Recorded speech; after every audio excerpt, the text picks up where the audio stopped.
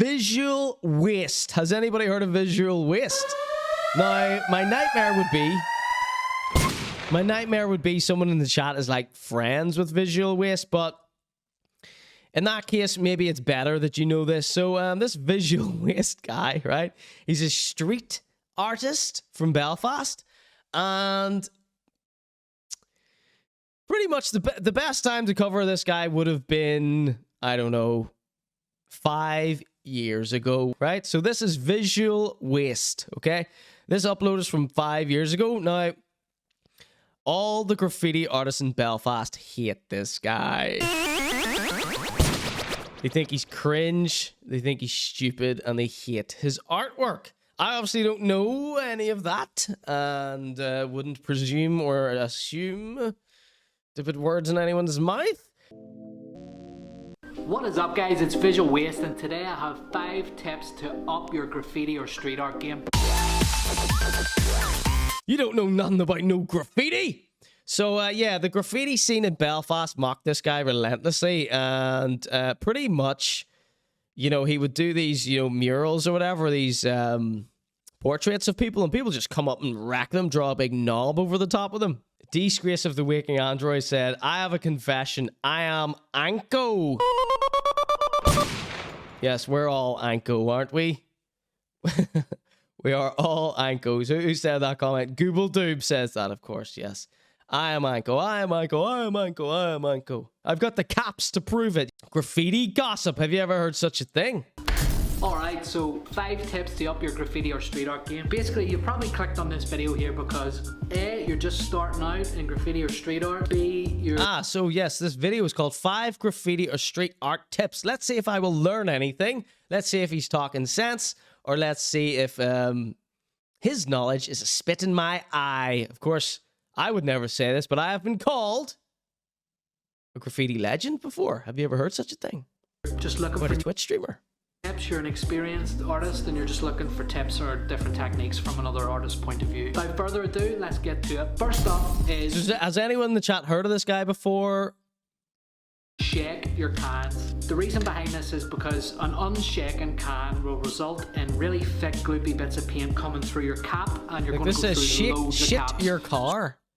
Shit your car. This is auto captioned here, I guess. Let's give them a good shake. Next up, shake your spray paint. That was number 1. Caps. There are literally thousands of different types of caps. Turn down your music bed, please. Everyone has their own personal favorite. What you gotta do is... Disgrace says, yeah, I remember him. So what's the word on the street outside of my little bubble? What's everyone else say? What's the hip-hop community think about visual waste here?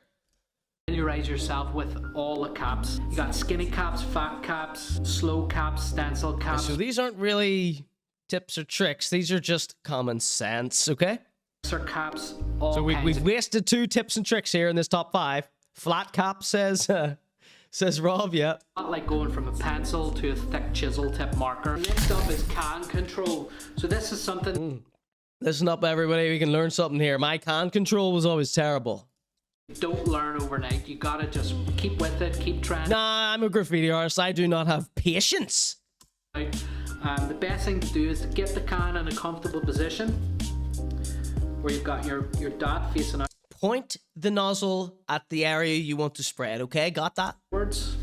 And just try to... So you're saying you shake the can, you put a nozzle on it, whether you want it to be thick or thin or flat or dusty, and then you point that away from you, or sideways as you're doing it now, towards the surface you want to spray. You push the top down, you push the cap down onto the can.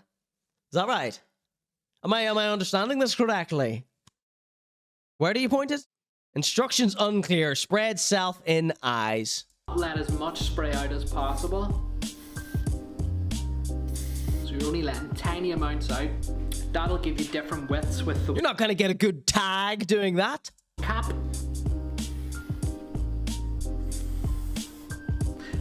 Inhaling toxic fumes in an enclosed space here.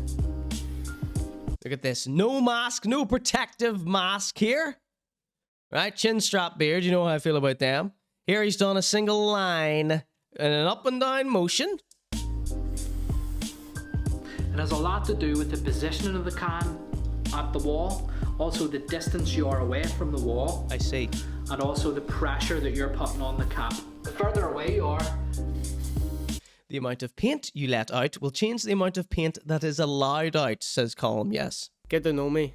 The wispier line you get, the closer you are, the more sort of crisp line you get. Next up is positioning yourself in the middle of large lines. So if you're painting something which is absolutely huge, what you want to do is get your body right in the middle of the line and plan the line that you're going to make. He's really breaking this down. Yes, we're learning here. So if I'm going to paint right, so position's quite long, so we're going to skip ahead here.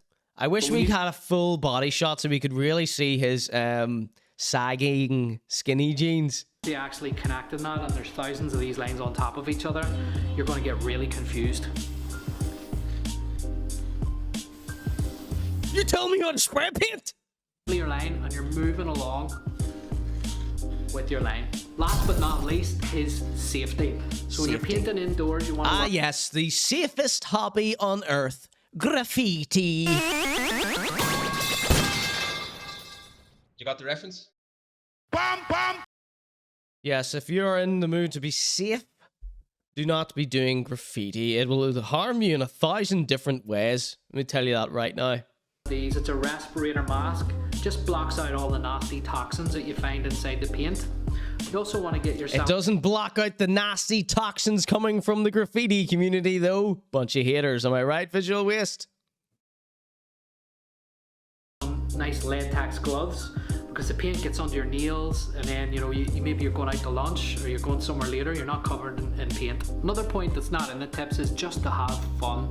The best thing to do is to okay. Not take yourself too seriously, not be really, trying to paint something and make it right. Don't focus on that. Yes, have fun. Fond graffiti memory. What's my fondest graffiti memory? Running down a train tunnel, almost paralytic drunk, as a train barrels down on me and my 5 friends as we all stumble and try and get out of the way in the middle of the night after being beaten up by a gang of thugs. There you go, graffiti, ladies and gentlemen. Don't forget to have fun, though.